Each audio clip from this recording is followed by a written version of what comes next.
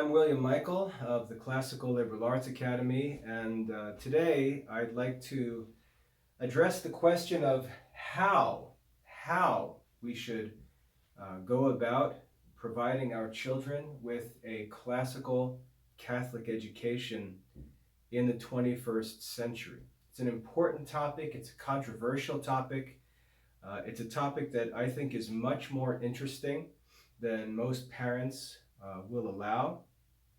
And I'm going to introduce you to some of the challenges and ideas that we as parents and teachers have to deal with as we consider how to provide our children with a classical Catholic education in the 21st century.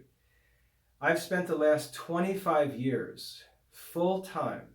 It's been my only occupation for the last 25 years, researching and restoring the classical liberal arts and the classical Catholic curriculum. I've spent all of this time, almost all of this time, focused on the what of classical education. Yesterday, 2 days ago, I published a video titled, "What's the Difference Between Modern and Classical Education?" And there I went through a lot of the what of classical education, what classical education really is, what the difference is between classical and modern education.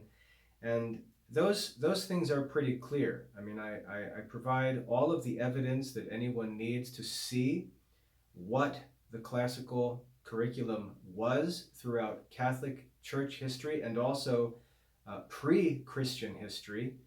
So really, that's either for parents to accept and get on board with or choose to ignore. I'm going to continue throughout the rest of my life explaining in greater and greater detail the what of classical Catholic education.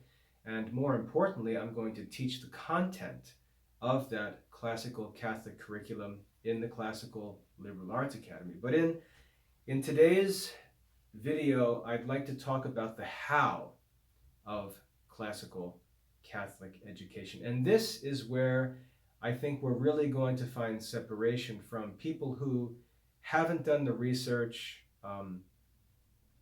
really aren't invested in the mission of classical Catholic education, people who are pretending to be something that they're not, and those of us who are willing to roll our sleeves up, dig into the work that needs to be done, and commit our lives to doing it. So we're going to talk about the how of classical Catholic education. Now, when we look at most of what people are doing in the name of classical education, and this includes both Protestants and Catholics, we find that a lot of what they're doing has to do with mere nostalgia. They're talking about an imaginary good old day. They're talking about old-fashioned ways. They're going back in time a bit, usually to time of their own childhood experience, thinking about the things that they liked when they were children, or things that they have seen in movies or on television or have read about in literature, and they simply try to create this nostalgic, old-time type school experience for their children. And it's easy to sell things like that. It's easy to sell nostalgia. It's easy to embrace things like that because, let's face it, they're comfortable and pleasant. We can look back and find a period we like, a culture we like, a style we like, and we can embrace and pursue that because we simply like it. But the problem is that's not necessarily classical education. It's not necessarily what we or our children need. And really, as I write up here, nostalgia is irresponsible. When it comes to education, simply backing up to another point in time, like resetting your computer, or on the old Microsoft Windows computer, you could go back and restore your computer to a previous date when your computer was working well. Well, when we look around, for example, if we look at Seton Homeschool, it looks like we're resetting Catholic culture to the 1950s. But that's not where the problems began. As I showed in that video, what's the difference between modern and classical education? Modern education goes back hundreds and hundreds of years. So backing up to the 1950s or the 1930s, going back to the Bing Crosby era of TV Catholicism and Archbishop Sheen on mainstream well, that's great, and that's pleasant. I mean, I like that culture as much as anybody, but that's not classical education. We've got bigger problems to deal with than just backing up a few decades. The problem is centuries of neglect, centuries of error that we've got to work back to undo and restore what was abandoned by ideas that have proven to be foolish and false. So we can't simply restore things to a previous generation. I can't make my children's education like mine was. I can think back to my elementary school education, and I've got wonderful memories of my own elementary school years in a public school in Edison, New Jersey. I had a great time in elementary school. I had wonderful teachers. I had a wonderful town I lived in, wonderful school community. My parents were involved in the PTA and all those sorts of things. We had parades for our Little League program through town. I lived in a wonderful American town as a kid with great public schools, at least at the elementary level. But I can't just go back and bring those things that I enjoyed and put them into use for my children's education, because my children are being raised in a completely different world than I grew up in. And I'm 46 years old. So I've got to accept the challenge of providing my children with the best possible education for them to live wisely according to the Catholic faith in their generation. So my youngest is 6 years old. She's going to be 18 in 12 years from now. That's 2033.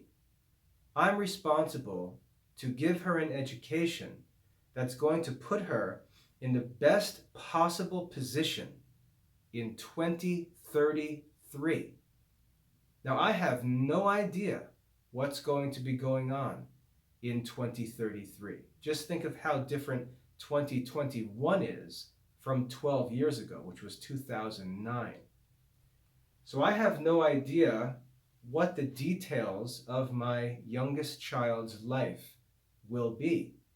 And I'm responsible to educate her and put her in the best position possible to serve God in the best way possible in her generation. That's the real challenge of education. And part of that challenge, which again, many parents neglect, many schools neglect, because it's difficult and challenging, is to be on the front line of contemporary society, understanding what's going on, being able to look back at where we came from, accurately assess where we are, and look ahead and try to forecast where things are going to be.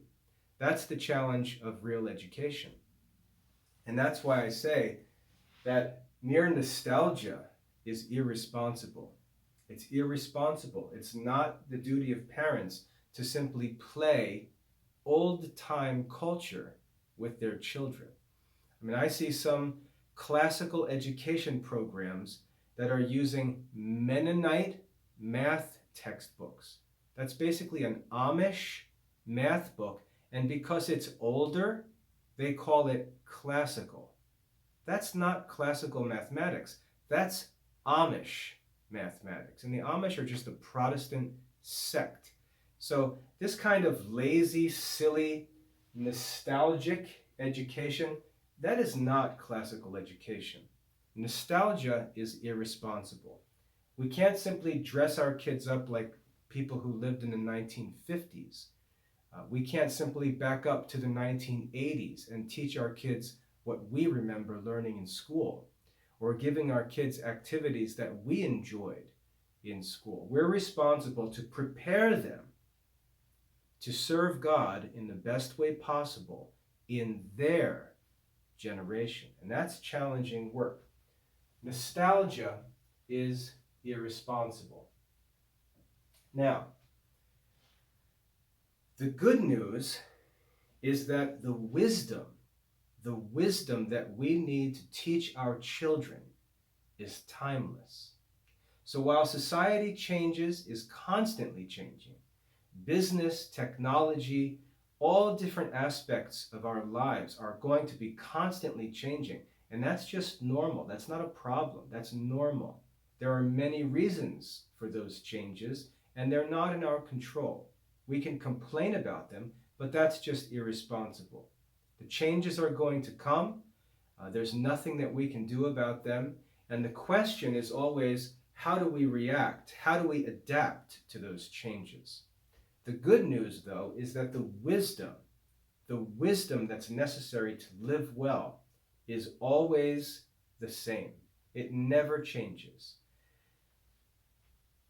We enjoy the benefit of timeless wisdom, but we only enjoy that benefit if we actually seek and obtain that wisdom. And that's the goal of classical Catholic education. And that's why, even though we have the challenge of raising our children and preparing our children to serve God in a generation that we don't understand yet in terms of all of the practical details of what life is going to look like, what opportunities are going to be available, what resources are going to be available, and so on, what the condition of the world will be.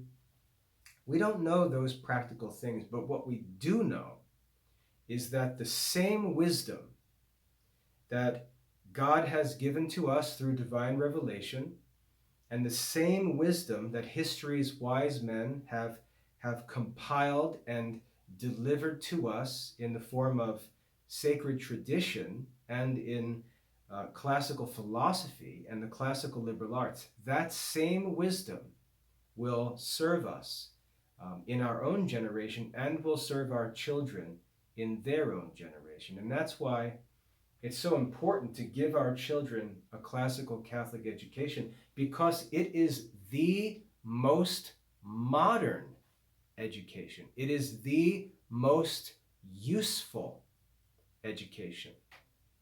It's not nostalgic. It's modern, contemporary, useful education, because the wisdom that we learn in classical Catholic education is a timeless wisdom. It's the most practical, the most useful future education, classical Catholic education. Now, as I said before, this has to do with the what of classical Catholic education. And in this talk, we want to move away from the what of classical Catholic education, and we want to get into the how. We want to talk about how we should guide our children through these studies. What tools should we use? What methods should we use? And so on. The how. That's where I believe the real expertise comes in. And to tell you the truth, while, as I said, I've spent 25 years now researching and working to restore the classical Catholic curriculum, but my other obsession, maybe even my primary obsession, has been studying and experimenting with and tracking the development of technology, where our society is going with regard to technology and communication, because I really believe that putting our kids on the front line of that technological development is another important responsibility that we have in the education of our children. We want to give them the timeless wisdom that comes through classical Catholic studies, but we also want to take that wisdom and we want to position it at the very front line of modern society. And that's where we get into the how of classical Catholic education. And I'd like to share some thoughts and ideas about that in this talk. So, Like I said, nostalgia is irresponsible. We're not playing games with our kids' education. We're not keeping them home from schools so that we can simply pretend we live in Victorian England. We're not playing with nostalgia. We're not just trying to live life in the good old days or in the 1950s. We're bringing them home from the school or keeping them home from the school so that we can give them an education that provides them with timeless wisdom and more useful preparation for their future lives. That's the goal of homeschooling. Point number 3 up here. While we want to give our children timeless wisdom, and we already know how to do that, we teach them the classical Catholic curriculum, the 7 classical liberal arts, the 3 divisions of classical philosophy, Catholic theology, sacred scripture, and sacred tradition, and then the humanities. I explain that again in my video on what's the difference between the modern and classical curriculum. So we know how to teach the content of this education. We know what they need to learn. And we have the source materials all restored in the Classical Liberal Arts Academy, and now it's just a matter of time as the students work through them. We have to do that work, and it's very difficult work because we don't have the benefits that kids had who grew up in past generations where they might have had a schoolmaster who enjoyed a classical Catholic education. There are no children alive today. I don't care what any teacher says. There are no teachers available today to our children who have received, growing up, a true classical Catholic education. None. So if anybody comes along and says, oh, I'm a classical Catholic school teacher, and talk about that they had it, it's not true. They're talking about the false modern classical education that I've talked about a million times. No one has had this education. We're restoring it in the Classical Liberal Arts Academy, and we're the only place that's going to be restoring it for lots of reasons. We know what needs to be taught, but how is a big issue, and many homeschool families, many private schools are just making terrible mistakes that over the next 10, 15, 20 years are going to cause them to collapse and fail. And I'm warning you in advance. We can come back in 10 years and you can watch this video and say, he told us exactly what was happening and we didn't listen. So I'm going to talk about how we can provide this timeless wisdom, but we can do so with contemporary applications. With contemporary applications, or we can provide our children with this timeless classical Catholic education by means of contemporary resources, tools, and applications, so that they can put it to use in their own generation. Okay? And it's this question of contemporary applications, and I want to talk about this just a little bit. All of us, and again, I assume that I represent the homeschool parent in many of the families, and those who are coming into the Classical Liberal Arts Academy are likely going to be parents who are younger than me. So I'm sort of on this front end at 46 years old. I'm on this front end because I was in college when the internet developed. I was in college when people were using America Online, when Amazon was first created, when Google was first created, when email was first created. I was in college. As I was going through my studies, all of these tools were developing, and we were starting to use them little by little. In fact, my classical liberal arts research really was able to take off because of some digital resources that became available to me at Rutgers University when I was studying.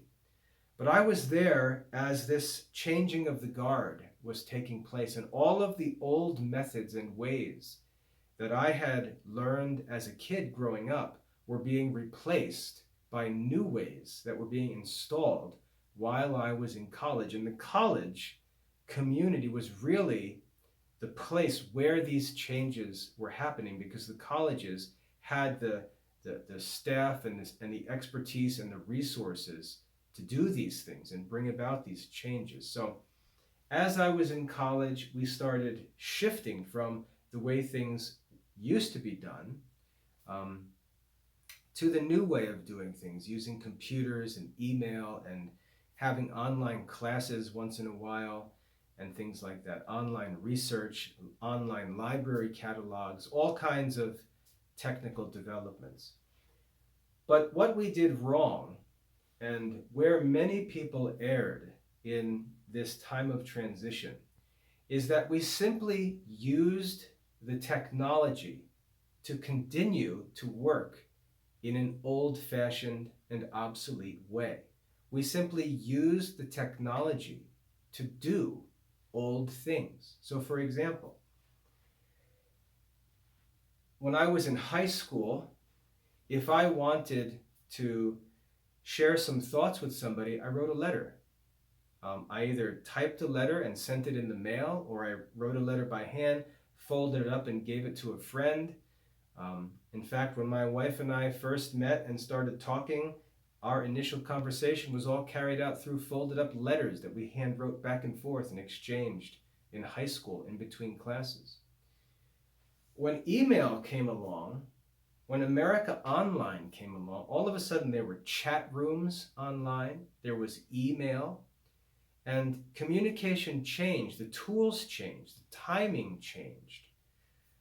But we still were writing letters. We were still doing the same thing, we were just doing it in a different way. And that's where we erred in, or many people erred in, dealing with this change of technology. What few people did was stop as the technology was emerging, step back and ask, what should we do now that this technology is available? What should we do? How should we communicate now that communication has changed? How do these technological changes change the way that we should communicate, that we should study, that we should teach, that we should work and do business, and so on?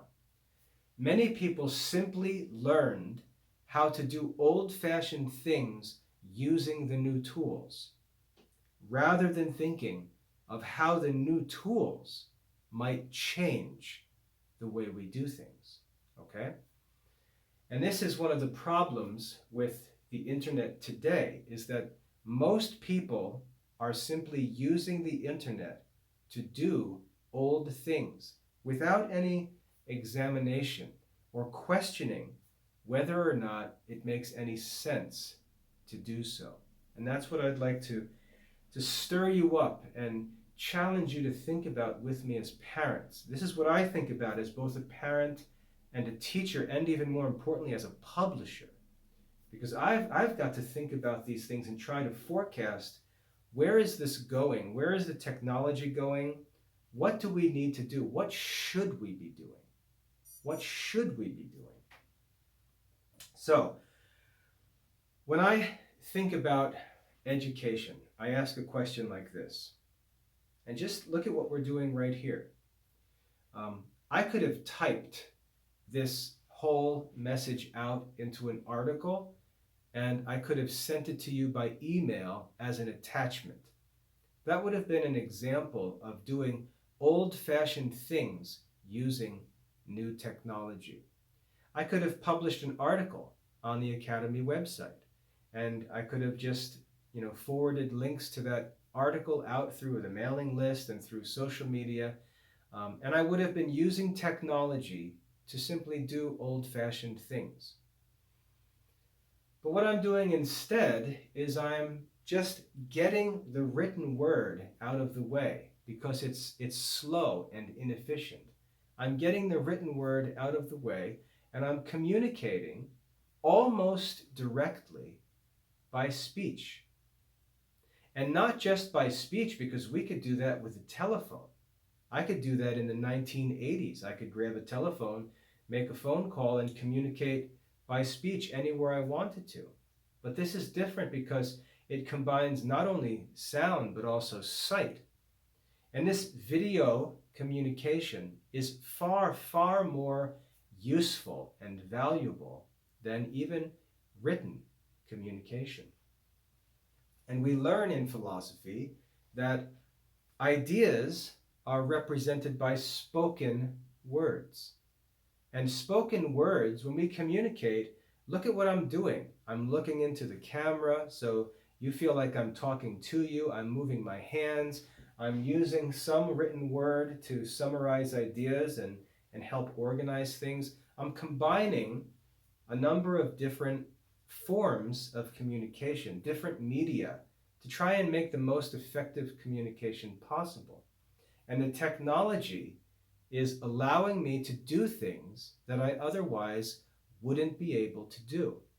And it challenges me as a teacher, as a publisher, as a communicator. It challenges me to think about how I should be communicating in light of what technology is available. How should I be teaching kids in light of this technology? I like to think to myself, if I was a student and Socrates was alive in Athens, or let's say Aristotle, if Aristotle was alive in Athens and I had two options, I could either have live video classes with Aristotle where he stood in Athens and spoke into a camera, and that lesson was streamed throughout the world for students to watch and follow. Would I prefer to do that, or would I rather have Aristotle write out his lessons in a book and simply send me a copy of the book? I would much rather have the opportunity to watch and see and listen to Aristotle teach than merely read his writing. So if that opportunity was available, I would find that to be the best opportunity. After all, if we communicate through video or even through audio recordings, all of that can be turned into text afterwards by transcription. And so the best means of communicating using this technology is by video, because the video can be converted into audio, the video can be converted into text, but the video is the most efficient communication and most adaptable communication. And because we can communicate in this way, which we couldn't communicate in this way 12 years ago, but because we can, and it's so convenient, so efficient, we have to rethink how we do things and why we're doing things the way we are and how we should do things in light of this technology. So when I consider, as a classical Catholic teacher, and I know that my ability to teach what I teach is rare. You're not going to find 100 people who can teach the content that I can teach because, as I said, I've been working to research this full-time for 25 years. And I know that there's no one else around who can teach it. And so I've got to consider not just how I can make a living, because that's easy. I can tutor students and just put blinders on, and I could easily make a comfortable living. But I take the responsibility seriously that I'm the director of the Classical Liberal Arts Academy, and I'm working to research, restore, publish, and teach the classical Catholic curriculum. And I want to know, how can I carry out the mission of the Academy in the most efficient way possible? And so I'm challenged to look at the technology that's available and find ways to make the best use of it. And if you've been around for a while, you'll know that I have changed things and tried things and tested things and experimented with things, and I've changed and changed and changed through the years. But while the development of the classical Catholic curriculum was steady and growing year by year, there was all kinds of chaos in terms of practical methods being tested and employed at different times. Because to be honest, I was I was researching not just the what of classical education, but I was also looking at what was going on in terms of modern technology and developing technology and trying to figure out how this work should be done. And the development and the progress of the technology has been so rapid that it's required constant adaptation and change. And so I started the Classical Liberal Arts Academy at a time when things were just about to blow up in terms of progress in technology. There was no iPad when I started. There was no wireless internet when I started the academy. Those things developed and changed everything. And so now, right now, I'm recording this video on a wireless mobile phone that produces professional quality video that I can quickly upload to YouTube and share all over the world for nothing, not a penny out of my pocket. And so the efficiency of these tools, our ability to communicate globally, instantly, affordably, and so on, really challenges us to consider the how of classical Catholic education. So, as the work has, progressed in establishing the what of classical Catholic education, I've also been working to consider the how. How should we actually pursue this work? And I think at this point in time, I have some answers, and I'd like to share them with you. This fourth point here, following on the third, as we talk about contemporary applications and digital media. Digital media means we no longer need to communicate with paper. We're able to communicate electronically or digitally. And there are incredible benefits in communicating digitally, and there are a number of different manifestations or applications that have arisen out of this digital communication. We call all of these things digital media. It includes photos, videos, internet technology, audio, social media, all of these different electronic resources. We refer to all of these as digital media. And just like the printing press transformed communication in the 1400s by moving things to easily reproducible paper-based printing, the advent of the internet and wireless technology and mobile phones and tablets and all of these things are a new revolution in communication. And I think it's fortunate for us, and hopefully a sign of God's blessing, that as we're restoring the classical liberal arts, at the same time we have this development of this digital technology, which allows us to now promote and spread this classical Catholic education very efficiently. And that's what I'm working to achieve here. Now, as for schooling, I need you to step out of the box of modern education. And when I talk about modern education, I'm talking about everything you've ever experienced in education. Most of us grew up and attended brick and mortar schools. I was a public school student, went to the local, walked to school every day my whole childhood, always was in class, in school, American flag on the wall, Pledge of Allegiance, stand in line. I was a school student my whole life. So for me, my teachers were in charge of my education. My home life had nothing to do with school. When I was in school, I studied because I was getting graded or warned of punishments if I didn't do what I was supposed to do. And then as soon as the bell rang at the end of the day, I was free. I was out of school. I could go play with my friends. I could go home, watch television, hang out with my family, play sports, whatever. There was school and there was not school. And the biggest problem with the modern school age is that the school time was very limited. It was only 180 days per year. And really, we only did academic work for 4 or 5 hours at the most. So the majority, the far greater majority of our time over the past how many generations has been spent playing outside of school, maybe working, but largely in idleness. And a very little amount of time has been spent in formal academic work. And that's one of the problems with modern schooling. But the greater problem with modern schooling is the separation of study from real life. That's the biggest problem. By creating the school, by having the report cards and the transcripts and the teachers and all of this formal stuff of schooling, we've made learning feel like something we do a couple hours a day, less than half of the year. And then not learning is what we do in the majority of our time. And that's sort of characteristic of modern society.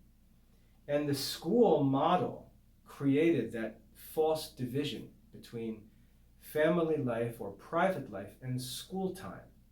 And many homeschool families simply perpetuate that at home. They still treat school in the same way. Like, okay, kids, it's school time. Today is a school day. We have school from 8 o'clock. We'll stop at 3 o'clock today. Take out your school books. Let's do our schoolwork. Okay, school's done. Okay, it's summertime, no school. That division of school time from just 24/7, every day, all day learning is one of the major failures of modern society. And there's no way to explain why parents are doing that at home. If you read Deuteronomy chapter 6, when talking about sacred scripture, God says, "These words which I command to you today, these shall be in your hearts and on your lips." And he says that you shall drill them into your children.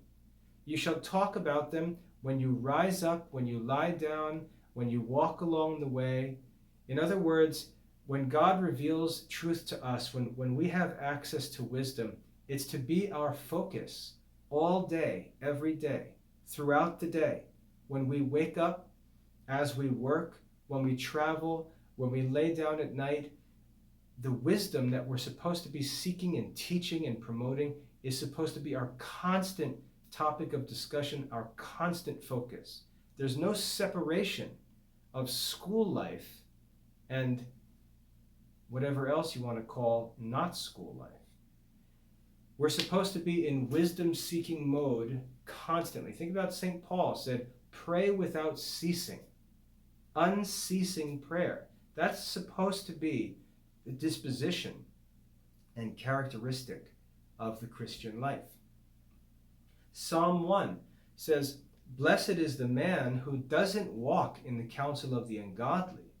He's not following the advice or imitating the ways of unbelievers, but whose delight is in the law of the Lord, and on his law he meditates day and night.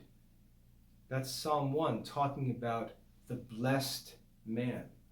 He's not following the counsel of the ungodly. He's not walking in the way of sinners, but his delight is in the law of the Lord. And on his law he meditates day and night.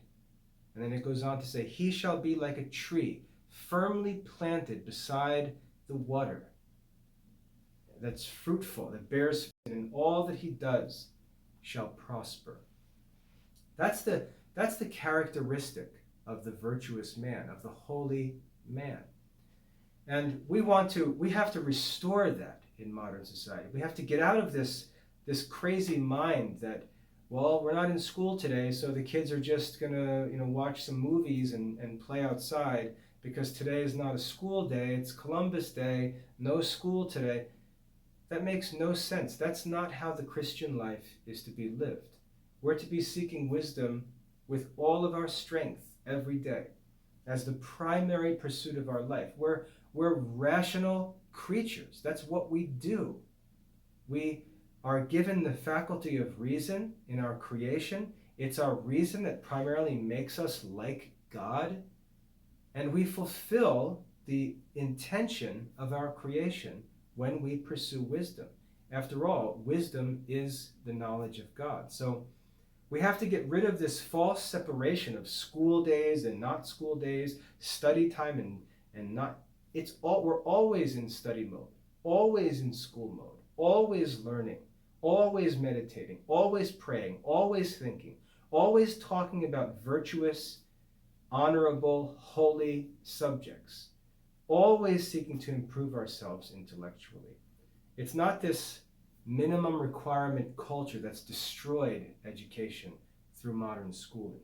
And that's the first principle we have to address. Education is 24/7, 365. There's no time off from learning, from meditating, talking, praying, and so on. No time off. The old saying was, idle hands are the devil's workplace. We can't allow ourselves to be idle. It's not healthy, not good for us to ever be idle. We always want to be thinking, studying, meditating, memorizing things, singing hymns and psalms, chewing on ideas, reflecting on things we've studied. We always want to be in a state of meditation and intellectual growth. We don't want school days. Now, how this works out in our practical life today. Because the schools separated real life from school time, because the teacher became the judge of the student's progress, because grades became the measure of student achievement, all student work was directed at the teacher, and the teacher sat over the student as judge of the quality of the student's learning. The teacher assigned a grade to the student. The student brought home a report card. At the end of his studies, the student was given a transcript. And he would take this transcript, which is this artificial record of academic work that he supposedly did in school. No one really knows what this transcript represents in any useful detail. But he would take this transcript and then go out into the world and try to do something with this transcript or with this diploma. And that's how the world worked in 1980. You studied and got your diploma, and everyone celebrated because now that you have your diploma, you could go get a job. You could join the military. You could start a career. You could become independent and live as an adult. And that's why the high school diploma was pursued and was expected to be obtained around age 18 when you could become an adult. You needed the diploma or the transcript to move into real life. And that was the end of your school life. When you threw your graduation cap, that whole fake world of school was over and real life started. Now, the problem with that is that the same real life that you entered into the day after your graduation, that real life existed your whole childhood. But you were taught to think that you had nothing to do with that real life, and all you needed to do was focus on school, school, school. Do you have good grades? How many credits do you have? When are you getting your diploma? Are you graduating with honors? What's your grade point average? School, school, school. While the real world operated outside of that school the whole time. Contrary to what everyone says, the great developments in modern society came through people outside of the school environment. And this especially happened with computers, because computers introduced such a shock to the culture that what now matters, and this is even more true today, what now matters is not what your school records look like, but what you can do. What can you do? We live in a society today where what you can do is far more important than what your school records say. Students today, and this is the kind of thing that always amazes me, and let me just give you an example. If there's a writer, a professional writer, highest level of education, greatest global experience in journalism and reporting, if a New York Times writer writes an article and posts that article on the New York Times website,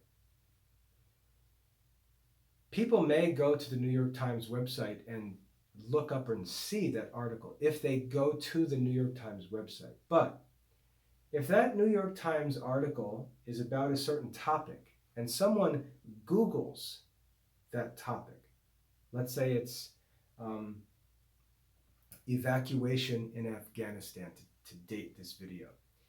We've got all this craziness going on in Afghanistan. So if someone went on to Google and searched evacuation in Afghanistan and hit search, the search results would come up. And it might be likely that that New York Times reporter who just published a story on the evacuation in Afghanistan, he might come up and his article might be visible at the top of those search results.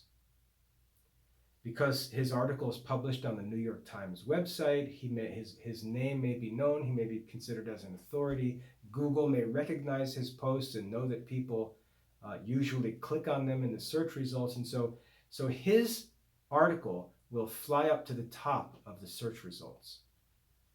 What's amazingly different today is that a 12-year-old kid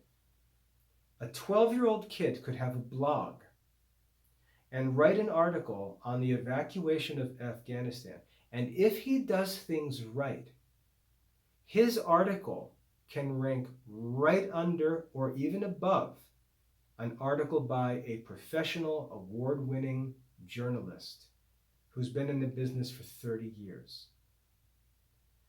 The way information works today makes the intermediate school a distraction, because kids have access to the same platforms that experienced professional writers and journalists, lawyers, doctors, politicians, theologians, bishops have access to.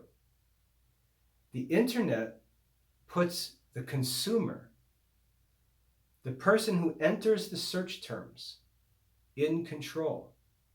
They can search for what they want, and a 12-year-old kid can publish an article and have access to the same real global audience that a senior writer for the New York Times has today. That's what's different about digital media. Digital media makes everyone a self-publisher. You can go online and create a WordPress blog, and if you learn, and there's certainly an art to it, there certainly is skill and dedication required to understand how these things work and to do them well. But if a student starts a WordPress blog or website, starts publishing content, learns how to optimize his website content, learns how to share his content on social media, learns how to build his social media community, he has access at age 12, 15, 17 to the same global market or global audience that any professional journalist has. And that's what's different. Digital media puts students in direct contact with the market while they're still children. And it's very important to understand this, because children have the opportunity to begin building their digital personality, their own brand, which is how it's talked about today. They have the ability to build their own brand, to develop their own brand online while they're still kids. Kids couldn't do that 100 years ago. It's partly not true. Kids could do that locally 100 years ago. because there are other things that we had. For example, sports could get a kid attention, could get a kid publicity. I remember seeing my name in the newspaper when I was a kid would be a big deal.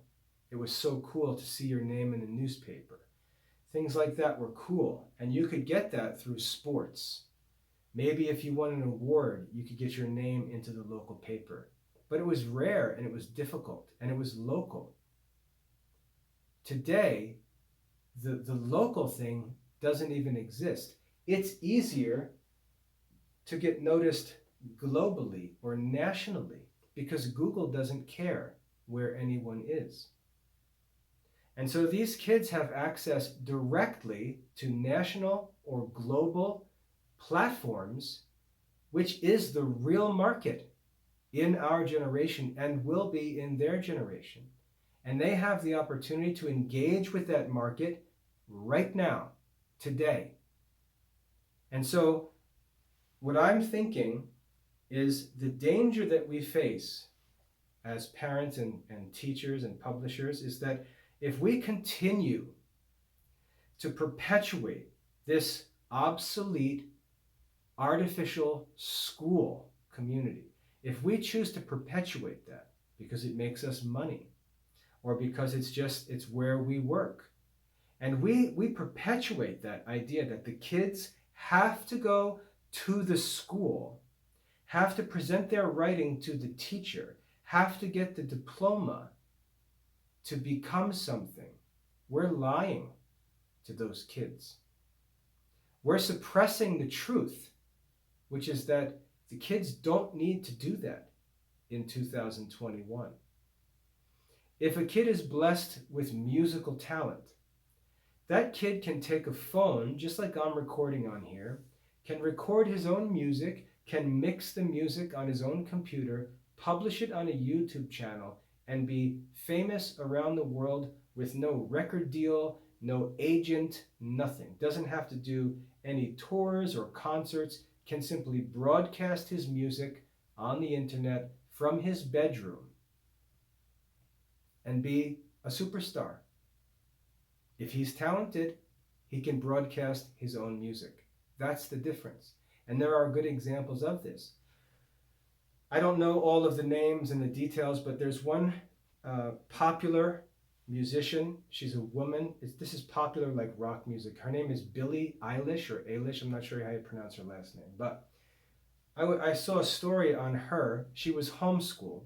She's one of the most popular rock musicians today.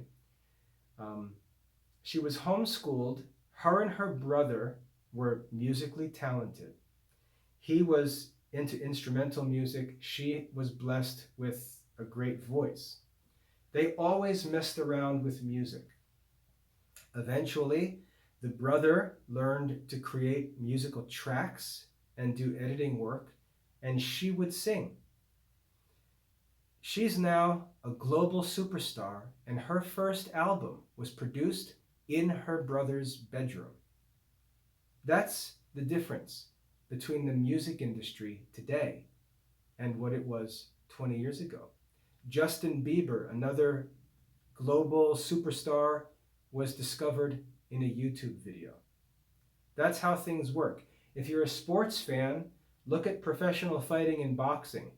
Jake Paul started out as a YouTuber who just goofed around and got lots of attention for controversial behavior. Got 15, 18, 20 million subscribers on his YouTube channel as a kid, barely 20 years old.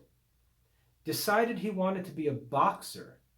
Well, when you start with 20 million fans subscribed to you on YouTube, all of a sudden you can organize your own boxing event with no agents, no promoters, no organizers. You can just broadcast it and advertise it yourself. And so these YouTube celebrities are now organizing professional boxing matches with some of the best fighters in the world and just bypassing the whole boxing industry, the whole boxing community. They just go right past it and schedule multi-million-dollar fights because they established their celebrity and community digitally, and now they're showing that the old way doesn't even work anymore, isn't even necessary anymore. You don't need to start as an amateur boxer and you work your way up, living in poverty, sacrificing everything to hopefully make it to a decent fight where you can earn a paycheck one day.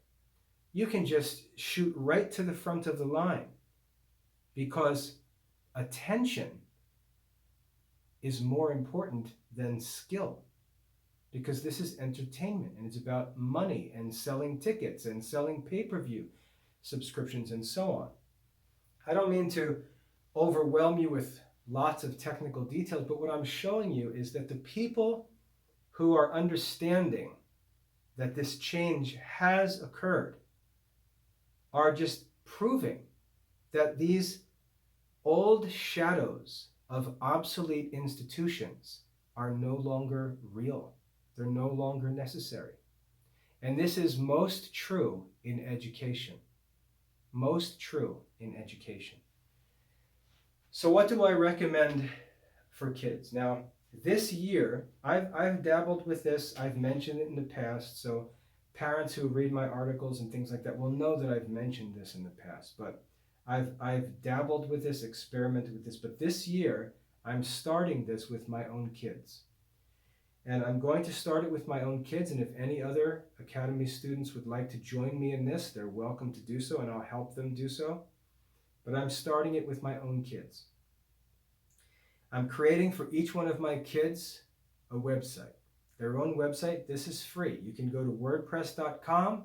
There's a button right in the middle of the page that says, start my free website. A kid can just hit that button and in a couple of minutes create a completely free website on the WordPress platform. And I recommend that they do so. All of my children's academic work, all of their lesson assignments, written assignments, everything they do is going to be on their website. When they do an assignment, they're just going to create a post on their website, complete the assignment, and publish it. And all of their academic work is going to be published online in one place. They'll have an About Me page with their biography and personal information. All of their stuff will be there. As time goes on, I'm going to encourage them to start producing video content, podcast type content, and just organize it all on their personal website. Once they begin doing that, the content that they produce will be subject to the judgment of the public, of the real market, the real world, the same public that's buying things on Amazon.com, that's ordering tickets on travel agent websites, that's shopping and selling. The same market will have access to their published content. And if they publish things that are interesting and useful, they may start to appear in Google searches on different topics. And I'm going to teach my kids how this modern digital media society works. Because I want to teach my kids timeless wisdom, but I want them to understand contemporary applications for that timeless wisdom. This is not the printing press age. I'm not saving up so I can buy my own printing press. I'm not concerned that my kids have nice cursive handwriting, because when I was in school, we had to submit our final copies of our essays written by hand, and you'd get a better grade if your essay looked nice. That's not true anymore. I'm teaching my kids today about things like search engine optimization. I'm teaching my kids how to incorporate video and audio into their published work. I'm going to be teaching my kids how to use social media to build online community and attention for their own work. I'm also going to encourage them to take on modern contemporary topics that are in the news or that are in the public discussion, and start writing on them. Write disputation type articles on modern controversial questions and publish them to the web.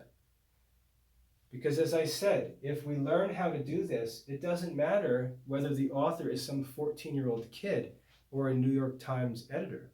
They have access to the same web, and the audience, the Googlers, the people searching for content, they're the ones who decide what's good and what's not some artificial teacher making a judgment and assigning a grade. These kids growing up in this generation have access directly to the real market, the real life audience that they're going to have to deal with as adults. And they can learn to engage that audience even while they're still children. So to start with, a personal website that contains their own biographical information and presents them, introduces them to this digital community. All of their assignments and content will be posted online. Just imagine applying for college admission in 10 years and having your own website where all of your writing, all of your work, all kinds of academic projects and activities you've done are all accessible right there online. I saw a picture, not to pick on people, but the other day I was looking at my phone, looking through Instagram posts, and I saw one popular Catholic homeschool program had a picture of a kid, teenage kid, probably 15 years old, and he's holding, in front of the camera, he's holding what's called a shadow box project that he had made as some kind of school assignment. And a shadow box project is where you take a shoebox and you decorate the inside of the shoebox to create a scene inside the shoebox. And then you'd set the shoebox up with some kind of story. I did that in 4th grade. I remember doing a shadow box project on the solar system where I had to hang the planets with string inside the box. And I did that in 4th grade. That was 1985. A homeschool program has kids doing stuff like that in 2021, making a shadow box project. That's what I mean by nostalgia. You may remember doing a shadow box project and saying, oh, wasn't that fun? Yeah, remember we took a shoebox and yeah, you know what? In 1985, that was cute. But that's not cute in 2021. It's not cute in 2020, especially for a teenage kid. Teenage kids are starting companies in 2021. And so this kind of goofy, nostalgic, educational activity, you're free to pursue that stuff if you want. But I'm telling you, this is my judgment. That kind of stuff is irresponsible. You're playing school and not preparing a kid for the lion's den of a competitive secular market that he's going to be entering into in order to make an honest living in 5 years from the time that he's working on shadow boxes. It's not responsible. So that's the kind of thing that I'd like to warn parents. And I see stuff like that all the time. We're living in the 21st century. These kids are going to be entering into this global marketplace in the 2030s, 2040s, late 2020s. It's all computers. It's all automation. Every task that can be automated will be automated. And if we're not leading kids to cultivate wisdom and skills that can escape automation, we're simply not preparing them for their generation. And that's what we need to do. That's actually our duty as their parents and teachers. Not to play around with cute activities we did in 3rd grade, but to prepare them for their generation. We have to undertake the challenges. We have to be willing to stay informed of what's going on. We have to follow trends in modern business and society and communication. We can't just bury our heads in the sand and ignore what's going on outside and then just shove our kids irresponsibly out into it when they're 18 years old and say, hey, I hope you figure out what's going on out there.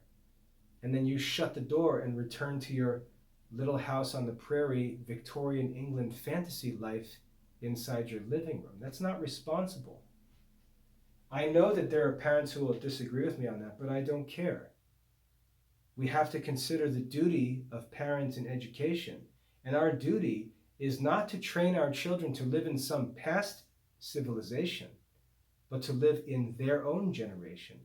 And we also have to remember that the mission of the laity, because we're going to assume our children are not going to choose religious vocations. If they do, that's between them and God. That's a matter of grace. That's not for us to push upon them. It's none of our business. They have the freedom to choose their own vocation, and it's none of our business. If they do choose religious life, there's nothing for us to do. So we can't do anything to prepare them for religious life other than teach them and set a good example for them of how to live a Catholic life. But we have to consider what they're going to do if they don't choose religious life. And really, I believe that's the parents' primary responsibility.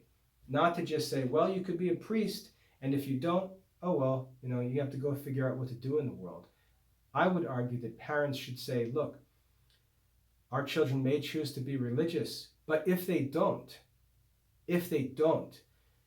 we want to make sure they have opportunities, good, honest, safe, healthy opportunities for them in the world, where our son can earn a living to provide for a Catholic family. Our daughter can find work for herself or meet someone who'd be a responsible and reliable Catholic husband. Those kinds of secular challenges, I believe, are the real concern of parents. And that kind of nostalgic education is just not preparing them for that real world. So teaching them how to use digital media, and I know as soon as I say this, that people will start asking questions. Like, what? What? Let these kids on social media? The internet is evil. The websites are bad. That's all a bunch of baloney. That's cowardly nonsense. Here's the problem with the internet. The same problem that I described before with school and not school. Being in school, you're studying, and then you get out of school and you play and goof around and act stupid the rest of the time. That false division that was created by telling kids you study at school and then home is just a pleasure playground. That error in setting up that false division in society was responsible for the evils of the idle family life. All the trouble that kids got into outside of school was owed to the fact that the parents acted as if when the kids were outside of school, they should just be let loose to play out in the street. The parents created that false dilemma. The same thing is being done with the internet. The same thing we could say could be done with books. It's our responsibility as Christians. Think about it. Jesus said to the Christians, go into the world and make disciples. The mentality of Christians should be an offensive mentality. We should be thinking about how we're going to go into the world and make them Christians. That's how the Christian mind should work. We should be thinking of how we're going to go into the world and cause the world to become like us. That's how Christians are supposed to think. Christianity is an offensive mission. We're on offense, not defense. Think about when Jesus says, on this rock I will build my church, and the gates of hell will not prevail against it. What's the imagery there? Many people act like Jesus says that that the devil will attack Christians, but the devil will never win. That's not what that says at all. It says the opposite. It says, on this rock I will build my church, the church that he then sends into the world on offense, in attack mode.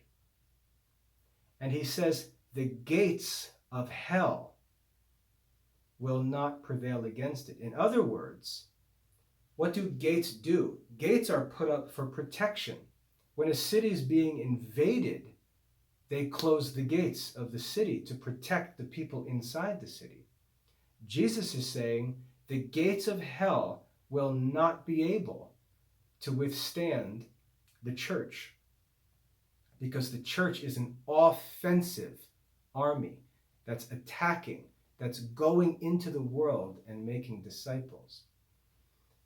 We find Christians today living in retreat, afraid of the world, in defensive mentality, backing up, hiding behind the gates, closing the doors, barring the doors so the enemy can't break in, when Christians are told to go into the world.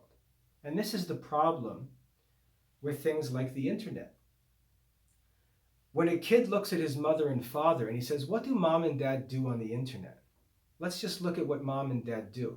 Mom goes on the internet and she orders stuff on Amazon. Dad goes on the internet and checks the sports scores and watches football highlights. Mom goes on the internet and scrolls through Facebook posts and watches funny videos. Dad goes on the internet and, reads the news. You see the problem with what the kids are seeing. The internet is a place where you go to consume resources. That's the problem. What our children are supposed to see is that the internet, like the world, is where you go to publish material, where you go into the world as a publisher, as a speaker, as a writer, as a teacher, as an evangelist, as a worker, as a marketer, as a salesperson. You go into the market, into the society to influence. You don't draw from. You don't receive and consume what the world is pushing towards you. You push your message, your culture, your ideas into the world. If children can be taught that digital media, that Twitter and Facebook and Instagram, even TikTok, which is kind of filthy, so I'm not a big fan of TikTok, but YouTube, the internet itself, if kids would learn to enter into these digital media with an offensive mentality, publishing their own, and I don't care if this is, complex Catholic theology or classical philosophy, publish their own pictures, publish their own stories, publish their own videos. But you see the difference. Those who see the internet as a place where you post your content rather than a place where you consume the content of others. They learn that from their parents, who use the internet as consumers and then want to protect their children from consuming. But that's really not the problem. The real problem is that the children are not learning to see the internet as a place to broadcast and to produce and to write and teach and speak and influence. That's how they need to see the internet. And I think that makes the internet all the more exciting and fits it perfectly into the Christian mission. And that's why, as we consider the bigger picture of the restoration of classical Catholic education, and we consider not only do we want to restore classical Catholic education, but we want to take this wisdom and broadcast it to the world. There's no better means to do that than through the contemporary applications, through the digital media that's available to us today. But we should have an offensive mentality, not defensive, backing up and hiding from what's on the internet. Remember, idle hands are the devil's workplace. The people who get into trouble online are the people who are just consuming content.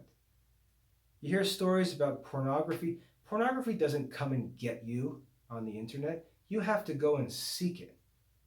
Don't listen to these stories about people getting attacked by, that's false. You have to be idle. You have to be clicking around, consuming content, and marking yourself as someone who's interested in that stuff. That's how the internet works.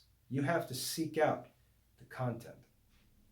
So, having said all this, the how of classical Catholic education.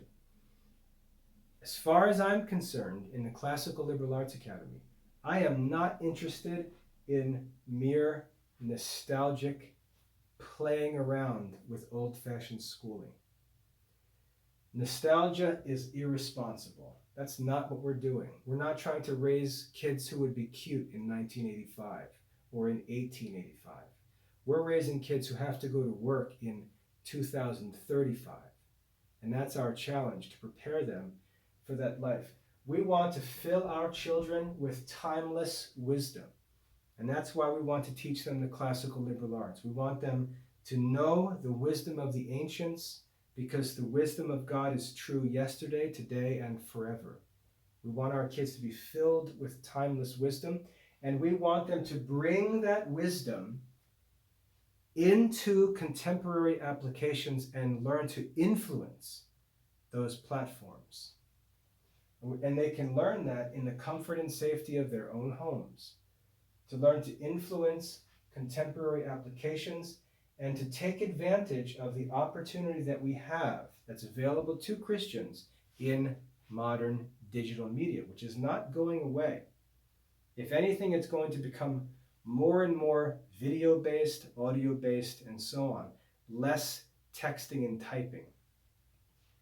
To learn to make use of digital media, to become comfortable with it, where it's at today in its current status of development, so that as it continues to develop, they can just pick up those developments and adapt throughout their lives. They're not going into the adult workforce clueless about how these things work. And it's very complicated. This stuff has been developing now since the early 1990s. That's 30 years this has been developing. We have to introduce our kids to these things because the world works. Creating a personal website, as I said, WordPress.com, a kid can start a free website. He should make a student website, and he should seek to make it professional and impressive for future use. Learn how to blog and learn how blogging relates to Google searches and public information. That's how things work. Learn how to produce, edit, and publish video. Learn how to produce, edit, and publish a podcast of audio files. Learn how to use social media, not to sit around consuming goofy content, but learning how to use social media to build community, to create an audience, to get attention for the sake of influence in the future. That's what social media is for. Now, there's obviously a lot of stuff to learn here, but as far as I'm concerned, finding the perfect marriage between these two things, between classical Catholic education on one side and modern digital media on the other, and bringing these together, can not only allow us to restore classical Catholic education, but can actually put classical Catholic education on the front line in the next generation. And that's what I'm hoping to achieve in the Classical Liberal Arts Academy. So, while I've talked a lot about the what of classical Catholic education, this is where I believe we need to go with regard to the how of classical Catholic education. I'm sure you have lots of questions. Remember, I'm a homeschooling father with 10 children. I'm not ignorant of the challenges that these things present to us, but I think that as part of our job as parents is to train our children and help them to learn how to use freedom responsibly, learning how to use these things and developing good habits with them, I think, is an important part of parenting in the 21st century. So if you have any questions about these topics or would like to get into them in a little more practical detail, if you're a student or a parent of a student and you'd like to start working in the way that I said my kids are going to be working this year, I invite you to get in touch, and we'll start helping your kids get set up in the same way, so they can begin using these tools and benefit from them. And I'll communicate more about how we're going to use them, what benefits these things offer us, how they eliminate a lot of problems of modern education, things like assignment submissions, grading. All of these problems that we face in modern schooling can be eliminated by a more prudent use of available digital media and technology. So I plan on talking about that more in the future. Next year, next summer, we'll really start to get into some of those issues. I'm not going to stir things up this year. We have things running pretty smoothly right now, but going into next year, we're going to try to move and take a step forward in this with my kids, working through them this year as I get to see how it all works and find effective ways to use these tools. So I hope that's helpful. Any thoughts, any ideas, please comment. And if you haven't already, please subscribe to this channel, because having subscribers, getting us to a certain level in subscribers, gives me opportunities to do more stuff like live stream class videos, things like that for the kids. So if you haven't, please subscribe. I hope that's helpful. God bless your studies.